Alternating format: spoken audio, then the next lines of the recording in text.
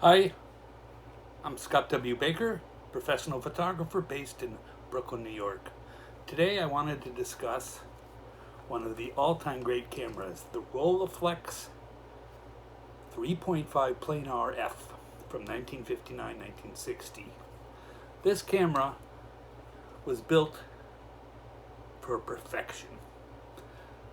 I purchased this in the last couple of months, and I have always wanted to shoot with this particular type of camera, mostly because of this lens right here. This is a Zeiss Planar 3.5 75mm lens. This particular series of Rolleiflexes were perfected over the 40 or 50 years that they were built, and there was a 2.8 and a 3.5 Zeiss Planar during the late 50s, early 60s. This particular model is from 1959. It's very clean, with very little wear. It also possesses a working meter.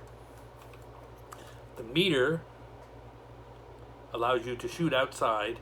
It's a matching needle style meter, which right here shows you the exposure used to set it up, and then you adjust with these two dials on either side, one for aperture and one for shutter speed, and you read it through the top here.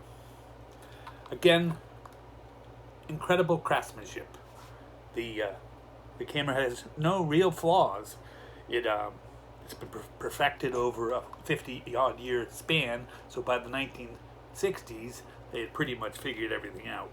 You roll the crank this way and then tuck it in here for each shot.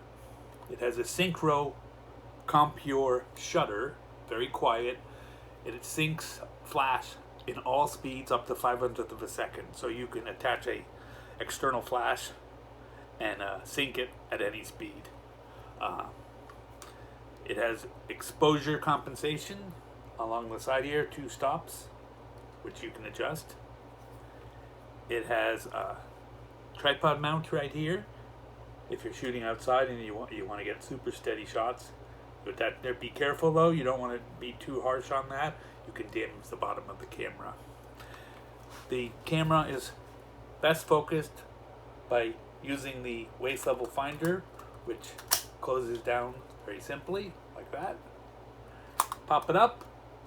You got your strap over your head, and you look down into the bottom of the camera, and straight ahead of you is what you're focusing on.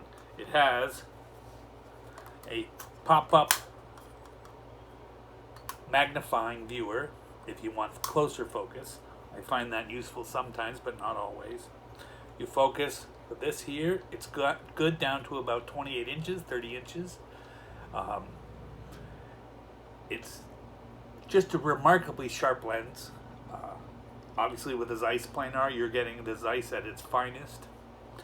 My work, some of the black and white shots at scottwbaker.com will show in the beginning of the website the incredible sharpness and tonality. Again,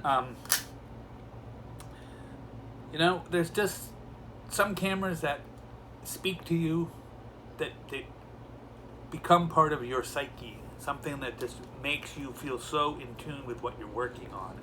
And this is one of those cameras. It's small, it's light, you can carry it around for hours and hours and hours and hours. You get great shots. You can pop a roll of black and white film in there. You typically get 12 shots. It has the capacity to shoot 220, but 220 film is very hard to come by nowadays unless you get it on eBay. I tend to shoot Fuji Acros 100 speed black and white, develop, and then get it scanned. At the end of the day, this is one of those cameras, along with the Nikon F and the Leica M3, that are signature cameras that will go down in photography history as one of the all-time greats. This camera can be bought on eBay for between $1,000 and $3,000 or $4,000. You need to make sure it's in good shape and the shutter works. I would recommend getting a CLA done, clean, lube, and adjust.